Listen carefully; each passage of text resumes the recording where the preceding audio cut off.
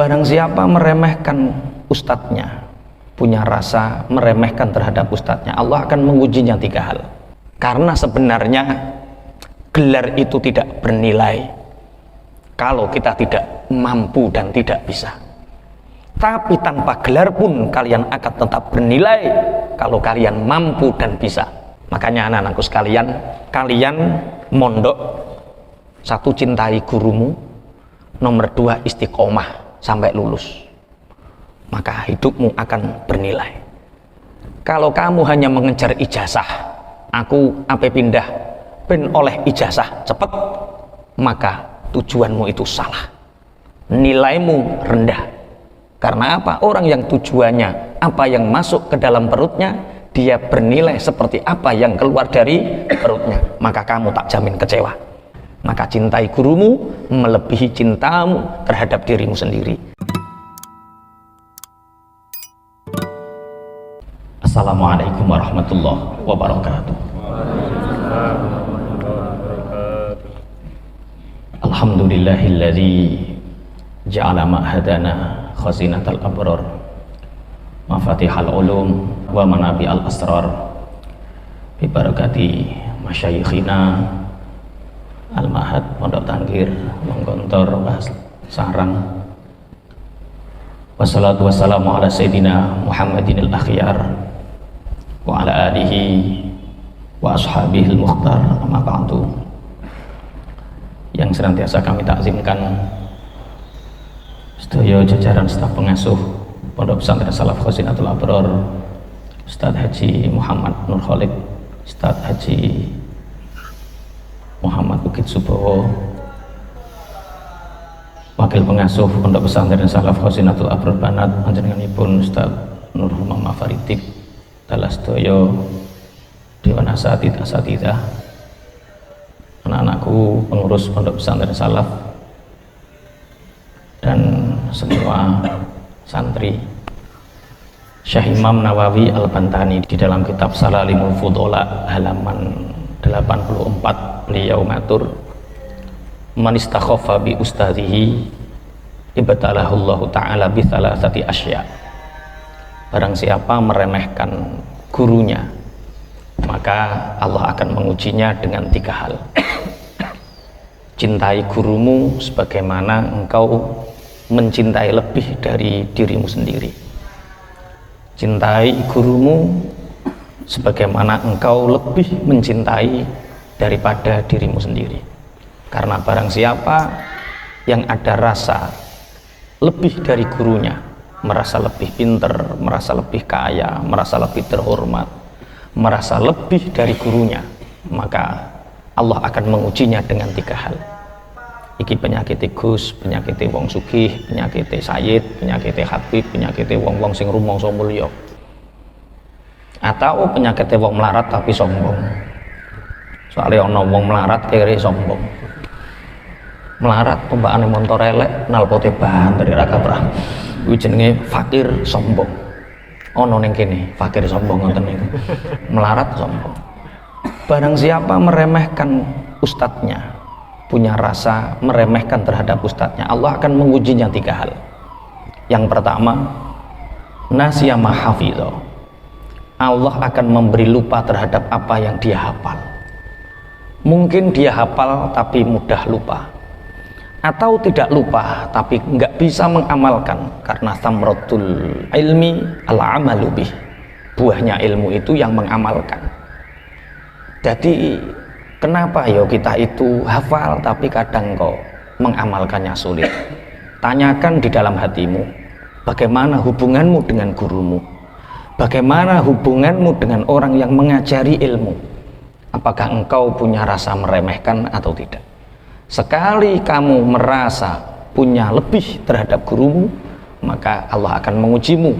Lupa apa yang kamu hafal, ilmu yang didapat sulit untuk diamalkan. Yang kedua, wakalla lisanuhu, sulitnya lisan untuk mengucapkan sesuatu yang bermanfaat. Otaknya pinter, cerdas, dia setiap menjawab pertanyaan bisa, tapi Allah membuat keluh lisan ketika menyampaikan kebenaran, menyampaikan kebaikan, menyampaikan sesuatu yang manfaat untuk orang lain tidak dipahami oleh orang lain. Maka hati-hati ketika aku nek nerango koncoku kok wonge kok gak paham-paham iku piye. Tanyakan hubunganmu dengan gurumu. Jangan-jangan kita punya hati yang merasa lebih daripada guru kita. Yang ketiga, waftaqara fi akhirih. Allah akan membuat fakir di kehidupan akhirnya. Jadi ono santri sing digawe melarat karo pangeran. Ono santri sing digawe fakir. Fakir itu nggak harus miskin. Mungkin dia banyak harta tapi nggak pernah cukup. Mungkin dia punya keluarga tapi membenci, itu fakir. Mungkin dia punya banyak ilmu tapi nggak bermanfaat, itu fakir. Oh, ternyata itu cara Allah ketika seseorang di dalam hatinya ada punya merasa lebih dari gurunya. Hati-hati, Allah akan menguji 3 hal.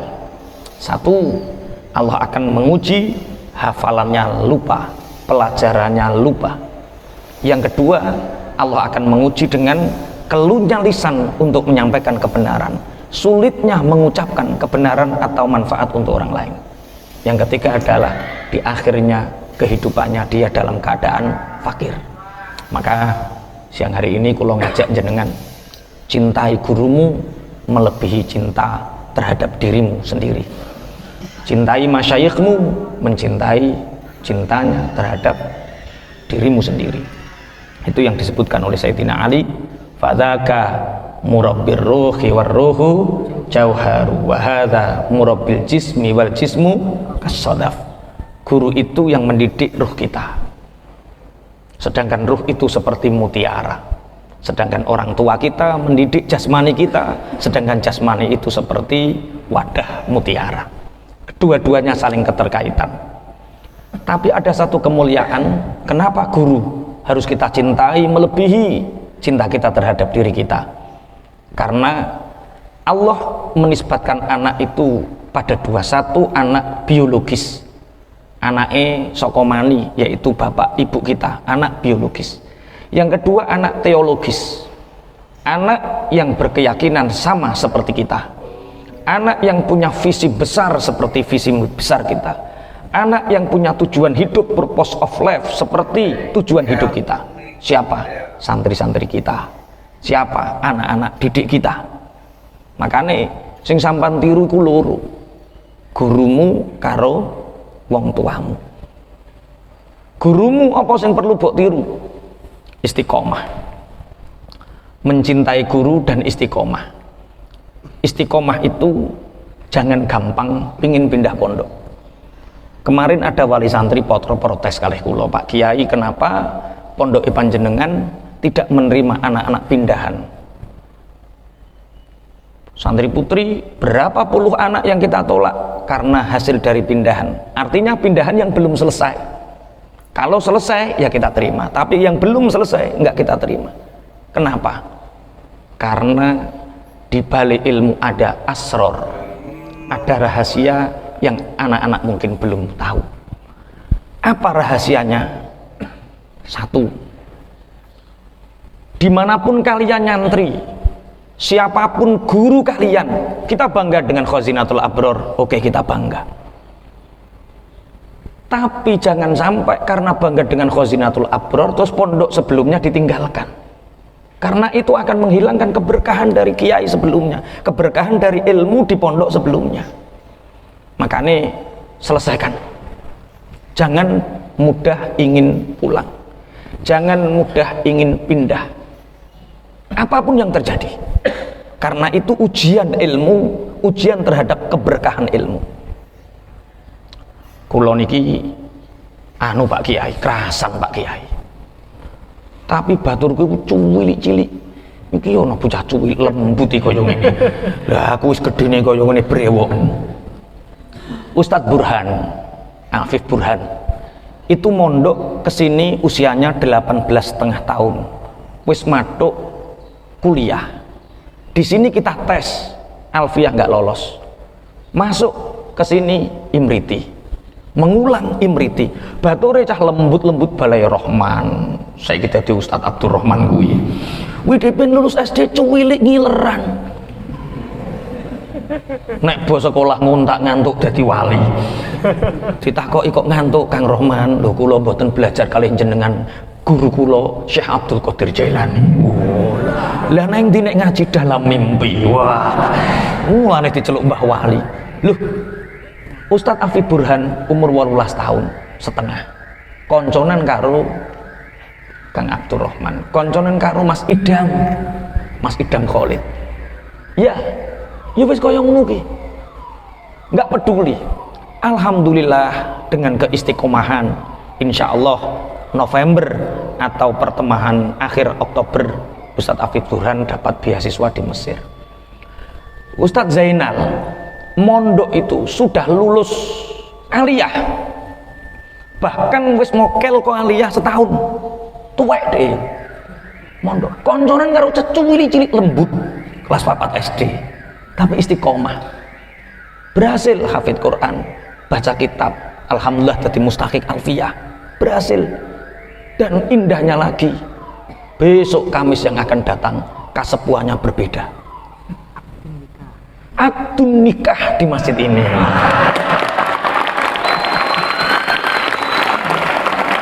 Aja keploki tok yo tiru. Sing istiqomah, aja muk ngene gara-gara ngene pengin pindah pangapunten. Hidup itu berpola. Hidup itu rahasia. Makanya prinsip ngeten. Pokoke aku mondok urung boyong, nek durung iso boyong no santri putri. Tapi atas restu Pak Kiai. Pangapunten. Sapa neh Ustadz Lukman yang sekarang di Mesir, kader kita yang mungkin 3 tahun lagi teman-teman yang mutakhorijin ngaji sama beliau nanti di sini. Itu mondok ke sini usianya sudah 19 tahun. Lulus aliyah baru mondok ke sini. Bature koncone lu lembut-lembut, cuwilik-cilik. Tapi dengan keistiqomahannya alhamdulillah berhasil sampai mendapatkan beasiswa. Dan kita nek sampean pinter tenan, kita punya program namanya akselerasi. Urusan kelas di sini tidak diperhitungkan. Kita tidak pernah berkompetisi dengan orang lain. Kita berkompetisi dengan diri kita sendiri. Kowe nek iso tetep tahun depan Pak Kiai, Pak Ustadz, di SPM kita, Satuan Pendidikan Mu'adalah kita ingin akselerasi setiap tahun, boleh. Kamu hari ini kelas sani misalkan, ingin masuk kelas alfiyah, monggo, tapi hafalan salah alfiyahmu selesai, pelajaran semua dites di semua astahik mustahik selesai, nggak apa-apa. Di sini nggak ada kompetisi dengan orang lain. Di sini kompetisi kita dengan diri kita sendiri, mampu atau tidak. Karena sebenarnya gelar itu tidak bernilai kalau kita tidak mampu dan tidak bisa. Tapi tanpa gelar pun kalian akan tetap bernilai kalau kalian mampu dan bisa. Di sini tidak punya aturan bentahun harus naik kelas, nggak ada. Sama-sama 1 tahun mondok di sini, ada Al-Miftah yang sudah khatam, ada yang belum, ada yang masih pegon terus. Karena Anda tidak pernah berkompetisi dengan orang lain. Ayo, cintai gurumu, kemudian istiqomahlah. Pak Kiai mondoknya hanya di Tanggir, istiqomah 14 tahun di Tanggir. Baru tahu asrornya ilmu. Ternyata ilmu itu futuh ora wayah jadi santri, tapi ternyata ketika ngajar sampean bisa membayangkan mondok lulus langsung ngajar sampai mustahik jadi wali kelas sampai lulus lainnya. Bismillahirrahmanirrahim. Setelah itu baru mencari guru siapapun boleh. Ketika kita sudah selesai dengan guru kita dan mendapat ridho guru kita, baru kita keluar. Ustadz Nur Khalid hanya di Gontor, setelah itu baru ke Turki, tapi lulus. Ustadz Rozi Khazinatul Abror tok wis ning ini tok, gak kemana-mana, tapi lulus. Istiqomah dalam menjalani ketaatan kita terhadap guru. Anak-anak yang 2 tahun di sini, 2 tahun mondok lagi, 2 tahun pindah lagi, 3 tahun mondok ke sana, ibaratnya nandur menyok, nandur singkong, nandur lombok, wis mulai tikli api-api, dipindah, ditanam lagi, disirami, butuh adaptasi lagi, dicabut lagi, kira-kira buah atau tidak? Tidak buah. Selesaikan, istiqomah. Jangan menjadi orang-orang yang nanggung, tapi selesaikan. Itu namanya istiqomah. Kita tidak pernah sedarah anak-anakku. Senengkene sedarah itu sentotok loh. Yang lain tidak ada yang sedarah. Tapi ikatan kita lebih kuat dari sekedar darah. Ikatan apa? Ilmu, sanad, sambungan guru-guru kita. Itu ikatan yang lebih kuat. Yang kedua, yang selanjutnya, ada satu kisah hikmah, yaitu ada seorang kiai menyeleksi di antara ratusan ribuan santrinya, yang terpilih ada 3 santri. 3 santri ini diberi tugas, ini santri yang terbaik. Nak, njih Pak Kiai, aku tugaskan kamu merantau 3 tahun. Aku tugaskan kamu untuk merantau 3 tahun. Setelah 3 tahun ini kamu kembali ke sini. Tapi jawab satu pertanyaanku. Apa Pak Kiai? Apa hakikatnya kekayaan? Jawab itu saja. Tapi kamu harus merantau 3 tahun. Mungkin kalau di sini kita lemparkan kalian untuk khidmah di berbagai daerah. Di sana, di sana, di sana. 3 tahun, setelah 3 tahun jawab pertanyaan Pak Kiai. Apa hakikat arti kekayaan? Akhirnya 3 santri ini keluar, mengembara, mentasarufkan ilmunya, kemudian dia berjuang, berdakwah ke sana kemari. Saatnya 3 tahun kembali, yang pertama ditanya sama Pak Kiai, nak, njih Pak Kiai, apa menurutmu hakikat kekayaan? Menurut saya Pak Kiai, kekayaan itu sumber keburukan. Kenapa? Saya di sepanjang 3 tahun ini bertemu banyak orang ingin kaya akhirnya merampok, orang ingin kaya akhirnya korupsi, orang berkelahi rebutan harta saudara sama saudara karena warisan. Ternyata gara-gara harta ini, banyak gara-gara kekayaan membuat sumber kerusakan. Ada perampok, ada pencuri, ada orang membunuh. Itu karena apa? Mereka semua ingin kaya. Yang sudah kaya mereka berselingkuh, yang sudah kaya mereka mabuk-mabukan, mereka berjudi. Oh, bagus nak, ternyata engkau telah mewarisi salah satu dari kebijaksanaanku. Kemudian kalau kamu sudah tahu kekayaan itu sumber keburukan, apa yang kamu lakukan? Untuk selamat dunia akhirat harus uzlah. Untuk selamat dunia akhirat tinggalkan dunia. Fafirru ilallah, larilah kamu menuju Allah. Tinggalkan hiruk pikuk dunia, didik masyarakat untuk menjauhi dunia, maka dia akan selamat. Bagus, kamu sudah mendapatkan satu mutiara ilmu. Yang kedua, bagaimana dengan kamu nak? Saya kok berbeda Pak Kiai. Berbeda apa? Saya itu kesana ketemu sama menteri, ketemu sama raja, ketemu sama pengusaha kaya-kaya. Mereka soleh-soleh.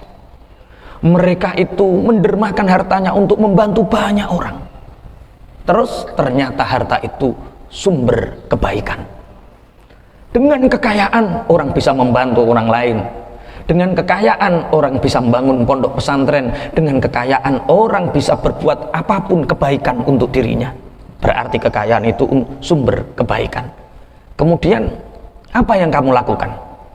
Kalau kamu sudah tahu itu, Pak Kiai, saya akan mengajarkan masyarakat untuk kaya. Saya ingin umat Islam harus kaya, sehingga umat Islam bermanfaat untuk orang lain. Mereka harus kaya. Ternyata kamu juga menyimpan satu mutiara ilmu. Bagus nak, lanjutkan. Ini yang ketiga Pak Kiai. Saya berkelana 3 tahun. Kadang bertemu dengan orang miskin suka mabuk. Saya juga bertemu dengan orang miskin suka berkelahi. Kemudian saya bertemu juga dengan orang kaya tapi dermawan. Saya bertemu dengan pejabat soleh, tapi saya juga menemukan para orang kaya yang zalim, yang menindas karyawannya. Ternyata kekayaan di samping sumber keburukan dan sumber kebaikan, kekayaan itu tidak akan pernah bernilai kalau yang mempunyai kekayaan itu tidak bernilai. Maksudnya apa, nak? Kekayaan itu hanya sebuah kendaraan dan alat untuk mencapai tujuan. Kalau yang punya kekayaan itu orang buruk, maka akan menjadi buruk. Kalau yang punya kekayaan itu orang baik, maka akan menjadi baik. Kata Pak Kiai ini. Dan terus setelah kamu dapat mutiara ilmu itu, apa yang kamu lakukan, nak? Saya ingin mengajak orang mengetahui tujuan hidupnya. Kalau orang sudah mengetahui tujuan hidupnya, maka hidupnya akan bernilai. Apa tujuan hidup manusia? Dia tidak diciptakan kecuali hanya untuk beribadah kepada Allah. Kalau orang tahu dari mana dia berasal dan akan kemana, maka orang itu pasti menjadi orang baik, terlepas dia itu miskin atau kaya. Makanya Al-Habib Abdullah bin Alwi Al-Haddad mengatakan, "Man kana himmatuhu ma yadkhulu batnahu kana qimatuhu ma yakhruju minha." Said Abdullah bin Alwi Al-Haddad mengatakan, barang siapa yang tujuan hidupnya di dunia ini, barang siapa yang himmahnya di dunia ini apa yang masuk ke dalam perutnya, maka nilai orang itu, harga orang itu senilai apa yang keluar dari perutnya. Apa sing metu saka perut? Tai. Nek tujuanmu urip mau golek donya, apa sing mbok emplok, apa sing mbok pangan, apa yang kamu makan. Kalau tujuan hidupnya hanya sekedar apa yang ingin kamu makan, maka hargamu senilai apa yang keluar dari perutmu, rendah, kotor. Makanya anak-anakku sekalian, kalian mondok, satu, cintai gurumu, nomor dua, istiqomah sampai lulus, maka hidupmu akan bernilai. Kalau kamu hanya mengejar ijazah, aku apa pindah ben oleh ijazah cepet, maka tujuanmu itu salah, nilaimu rendah. Karena apa? Orang yang tujuannya apa yang masuk ke dalam perutnya, dia bernilai seperti apa yang keluar dari perutnya, maka kamu tak jamin kecewa. Benahi tujuan hidupmu, purpose of life-mu. Kamu hidup itu untuk apa? Kamu di sini mulai subuh sampai subuh lagi, ilmu terus bertambah, terus nasrul ilmu dikembangkan. Kalian di sini pangapunten, 2 minggu saja telat dari teman, kamu akan tertinggal. Karena di sini fokus kita hanya ngaji, kita nggak menggelar sesuatu yang sifatnya duniawi. Cuma karena kalian potensinya kami banyak, nanti kami akan rapat evaluasi akbar. Insya Allah setelah mulut, kami instruksikan setelah mulut semua nadi, semua klub-klub harus hidup. Karena yang sekarang baru rebana sing urip, yang pencak silat, kemudian lughat belum, kemudian khot belum, qiraah belum, dan ini nanti kami akan rapat evaluasikan setelah liburan. Insya Allah semua nadi-nadi klub-klub ini akan kembali tumbuh dan bangkit. Allahumma amin. Itu kesimpulan dari kasepuan siang hari ini adalah, siapa yang meremehkan gurunya, dia akan diuji oleh Allah 3 hal. 1, nasiyama hafidho, dia akan lupa apa yang dia hafalkan. Yang kedua adalah wakalla lisanuhu, lisannya akan keluh untuk mengucapkan manfaat dan kebenaran. Yang ketiga waftaqara fi akhirih, dia akan diuji kefakiran di akhir hidupnya. Maka cintai gurumu melebihi cintamu terhadap dirimu sendiri. Yang kedua, istiqomahlah, jangan mudah ingin pindah. Selesaikan baru pindah, selesaikan khidmah baru pindah. Kalau orang mudah pindah, mudah boyong, maka dia tidak akan dapat manfaat dari gurunya, tidak dapat manfaat dari ilmunya. Karena ilmunya tidak bertambah karena gonta-ganti guru, gurunya tidak memberkahi kehidupannya. Yang ketiga dari kisah ini adalah, ayo tujuan kita ngaji ini ditoto. Jangan sampai tujuan ngaji itu hanya karena ingin kaya. Jangan sampai tujuan ngaji itu hanya untuk sukses. Tapi tujuan kita ngaji itu untuk ridhonya Allah, dan kita beribadah ta'abbud kepada Gusti Allah. Gusti Allah dewi koko sing noto.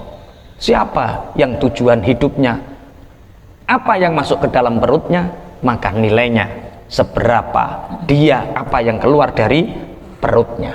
Rendah sekali. Al-Fatihah. A'udzubillahi minasyaitonirrajim. Bismillahirrahmanirrahim. Alhamdulillahirabbil alamin arrahmanir rahim maliki yaumiddin iyyaka na'budu wa iyyaka nasta'in ihdinas siratal mustaqim siratal ladzina an'amta 'alaihim ghairil maghdubi 'alaihim waladdallin. Dari kami cukup. Ihdinas siratal mustaqim. Assalamualaikum warahmatullahi wabarakatuh.